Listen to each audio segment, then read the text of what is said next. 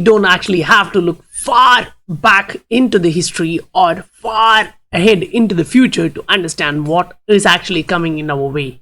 Because as we analyze the present scenario, the current events, we are actually able to understand how this thing is evolving. Giants are actually coming into the space, and those who actually give advices to governments regarding settlements and payments, they are actually advising something which we really need to understand. So as we move ahead, we do have to consider things changing, right? How this is actually changing. And at the same time, what is actually happening with the major economies around the world. It's not only the major economies, even if we look at the smaller economies, we can understand the same thing or even worse is happening with them. And as governments enter into a new regulatory idea, they are trying to blacklist crypto tokens, whether it can be a stable coin for now, but they can actually extend that in future. If they think that is an illicit account, they can actually blacklist that. And at the same time, and in another country, in Italy, banks are actually choosing decentralization over centralization. And previously we know that majority of banks in Italy are working on R3. So the settlement device can be XRP or even a different asset like XDC. Now this, I don't actually completely agree with this perspective, but there are something which looks interesting, and when I read that, I really felt like there is a possibility. Even if it is 1% of a possibility, it is still a possibility, right? And then I would actually like to share some charts. Say this is like not looking back in the background, say too far back. This is just looking a couple of years backwards. Now this is the altcoin market cap, and for me, based on these price fluctuations, I feel like the investors are actually pushing the price here. You can actually see we were actually moving within this particular trading range, and then from this particular point we wicked low till here. So this area of buybacks actually pushed in more buyers. They came in, they pushed the price up. It actually broke above this particular resistance line, then it came back down, it retested that area and made a curved bottom. Now this is a 3-day chart, so if you go into a daily chart, you can actually see a rounded bottom and then moving high, breaking this particular top. So that for me is kind of a confirmation that it is moving to the upside. Now that is the altcoin market cap, right? If we look at XRP on a same 3-day chart, this is what we get. We actually broke out from this downward trending channel way back in May. We came back, tested once. Now it is the second test, and we have not the exact rounded bottom, the textbook rounded bottom, but we are actually moving to the upside. So if we manage to break this top, which is 0.205 and then 0.22, we can actually expect to move towards 0.3. But keep in mind, in that way, we actually have overhead resistance around 0.29 or just below that, which is running there from say last 1 year, 1.5 years. It's been acting as a heavy resistance. So keep that in mind. And at the same time, when we consider the entire altcoin market, we can actually see, say for example, Ether is at a point where it is actually breaking out from this long bearish trend, if we consider that. But after considering this long run and this consolidation, you can actually see that it may actually start a next bull run soon. It won't be actually next 2 years or 3 years. It may actually start sooner than we expect. Because say for example, if we were to come back into this trading range, then yes, we could have actually expected it to go further down. Say in the case of XRP, it may actually went even low. Say for example, if we are in the if we were in this trading range, we could have actually gone to the bottom like 0.1 or just below 0.1, 0.09 in that area. But as of now, we are not there yet, right? We are still in this one. So that gives us an idea as we move a look at the entire altcoin market cap, that we have a potential of moving to the upside. So if we measure this in percentage, you actually get like 30-35% just for the initial pump, and then following that a 50 to 60%, so that it takes you around 100% of a minimum target for the entire altcoin market cap. So yes, Bitcoin can actually stagnate or even drop a bit, but as the entire market move, it can also push altcoin and Bitcoin together for this time, because when during a bull run, that happens all the time. Welcome to the Scientific Investor channel, where we discuss crypto and science behind investing regularly.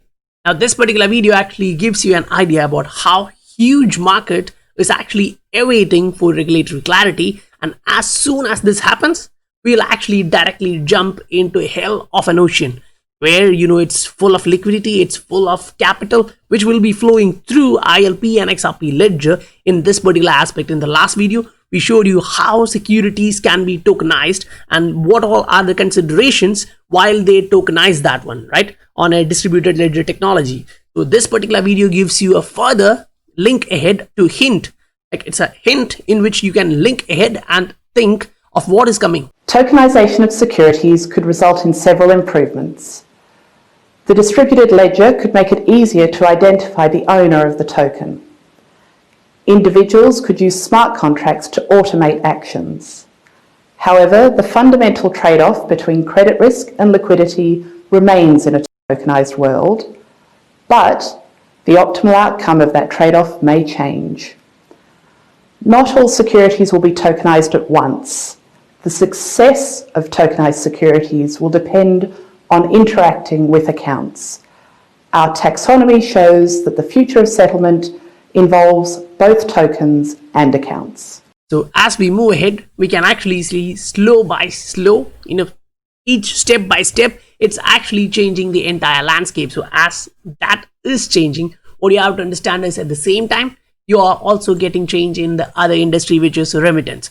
So now you're looking at settlement of securities. That's a huge area. And another one is remittance, because, currently we actually discussed a lot of different documents, government documents, documents from supranational organizations, which actually point towards how the change will be there in the remittance space. So in this one, it is actually showing this. It's directly from Brad, right? It's unacceptable that those who have least often have to pay the most. Now that is how the world works, and we can always complain about that, but at least Ripple, the company, is trying to change one area of that. Now, yes, the partiality is there, the difference between the rich and poor, all those things are still there. But if you actually look at this, it is actually changing a part of the global economy. So as we change from the traditional finance into a new infrastructure, that change is literally happening. And this is a company based on India, Tata Consultancy Service. The Tata Group is actually a giant group in India. So when you actually see that, they are actually entering into crypto as a diversification thinking, because say yes, gold, silver and all other assets are safe haven assets. Even dollar is considered as safe haven asset by a lot of people. Whether I think it like that or you think it like that doesn't change the matter, when majority of people think that these assets are safe haven assets. And now, as we know, in the next 10-20 years, there is huge amount of money, say 18 to 20 trillion dollars, which is being changed from one generation to another one. So at least when you're considering, baby boomers and millennials or Gen Z, you can actually understand they are not, in a war zone. They don't actually use physical gold. Majority of them, which I talk to, even in India, Korea, Middle East, they don't actually see much of a value in holding physical gold. Now, yes, some of them hold, say, 5 to 10% of their portfolio in gold and silver, whereas they have 20-30% of digital assets. Now, yes, different digital assets, which include Bitcoin, Ether, and every other thing. And when I ask, why is that you have this, they're not sure about that. They just heard that this is next generational safe haven assets, and they just entered into it. But some of them who are actually concentrated very particularly in XRP, XLM, they actually states this is the future of assets, how it will be moving from business to business or peer to peer. Now we understand that, right? So as these companies get into that, we can actually see that even the IMF, European Central Bank, everyone, whenever they are talking about the next thing, they are talking about its future, right? And the future is green and sustainable. So when you actually think about energy consuming networks, I don't have anything against it, or I have something against it because it heats a lot of energy. Because when you have something which doesn't even need that and it provides much better customer experience, of course, the payments industry will be changing using that type of network. That's for sure. And even if you have something against it, you can actually see adoption is still on the way. Now, I've seen comments from the scientific investor family viewers saying, and now actually want to clarify that Ripple has failed in attempting or taking in a part of low frequency but high volume payments. But as far as I understand, and all the documents which I have presented in last say 2-3 months, it actually shows them from early 2012 2013 they were actually targeting high frequency low value payments. There can be a particular reason for that, considering the burn rate and the amount of escrowed XRP and this high frequency low value payments. First thing, the payments industry as a whole is $250 trillion, so that is actually a huge market. And then now when you're looking at low value but high frequency payment, the same will be actually going back into this one, securities trading, because not every guy is going to buy say 10,000 worth of securities. Nowadays you can even buy for $200 $500. So it's low value but high frequency. The same guy would be buying 10 times 20 times, we don't know, but the frequency is high, and that is a common sense. So as we see different ODL corridors, previously just in last week Ripple actually announced that they're going to come up with new corridors, say Asia Pacific and Middle East and Africa. So that includes a lot of nations. So if they're actually going in and activating all of those corridors, we can actually see massive push. Why? Because at the same time now it's not yet tanking, meaning the housing prices around the world is not yet tanking much.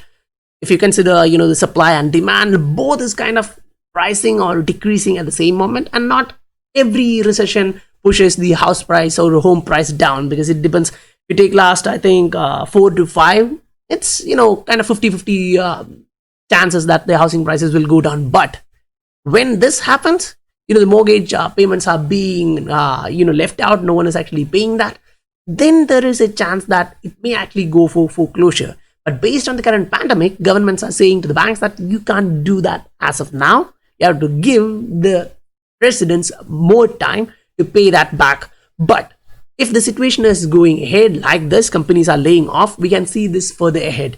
Now, how this can be connected?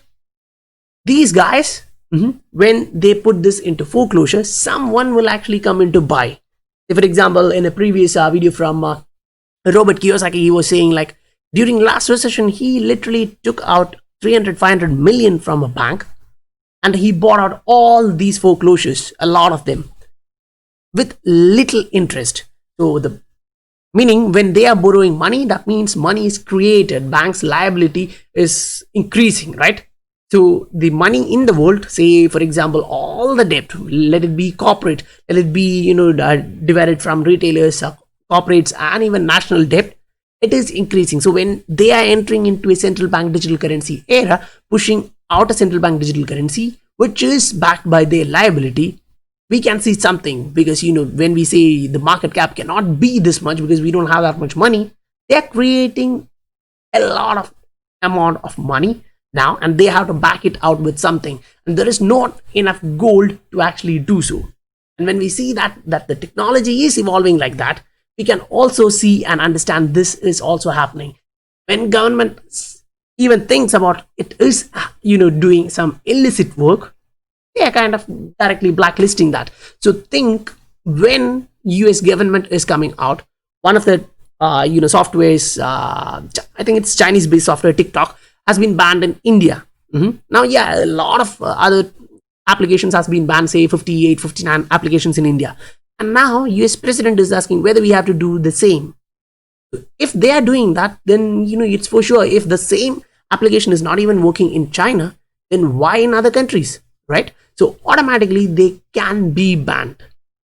So once that kind of a push is going ahead against one nation, automatically if two network is actually congested with them, say 50-60% of miners are from China, automatically Ether and BTC can be blacklisted. Not directly, at least to an extent government can try to push that narrative in.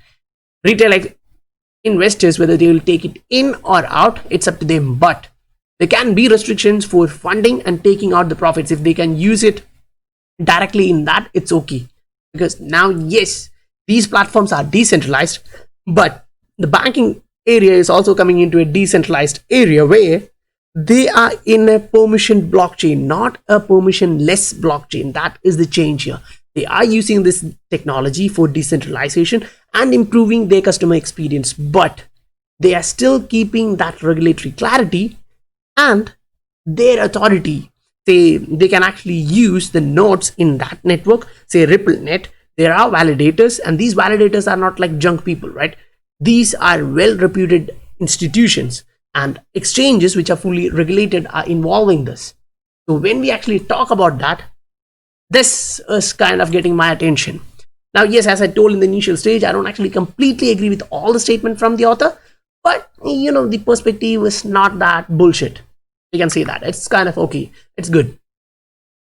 But when we read through that, one area where I think it's kind of a confusing point for me is like the buyback here.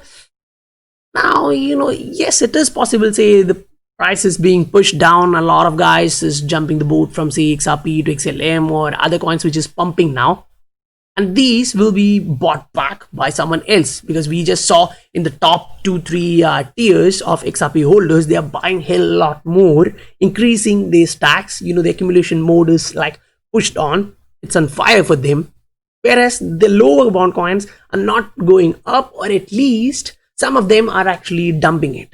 So in that aspect, we can actually think that it is kind of a buyback happening in the background by pushing out unknown idiots or uneducated buffoons, and then someone who understands this is actually taking in. Now when we see this, say for example IMF is kind of in this party, we also have to understand that IMF actually has Chris Larsen is kind of an advisor, high level advisor for IMF. You really have to think that he is a guy who is from a startup. Now it's not a startup, it was a startup, right? And he is now in a high level authority advising an institution like IMF. So there is something which we actually have to understand, right? Once we get that perspective, right, then we understand which asset we have invested in and what the future is. So we don't have to actually think too far ahead and confuse and smoke our brains to understand this. If you still have doubts, you can actually use documents which we have presented previously, go through them, read through them. Most of them will actually clear many of your doubts. And if you're still a doubter, don't worry, we'll actually try to actually persuade you to understand the positivity of this particular project and how it is changing lives around the world, literally changing lives around the world. Say for example, someone who works in a country is even sending back $100-$200 to his home country, banks charge him 6-7%, and when using RippleNet, he's only paying $1, $2, $5 depending upon the time which he needs. Say for example, if he's sending money and he wants that money to be in his home country's bank account in the same day, within an hour, then he may be paying $3, $4 for 200. So that is okay. And if he's okay with the payment being reached there in 2 days, they are still cool for them, like $2 fee. That's okay.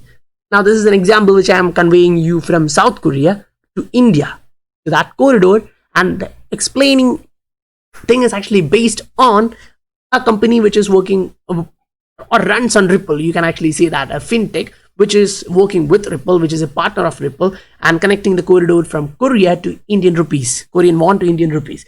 So this is real utility. So as we see real utility and sustainability in this project, everyone will be coming into this.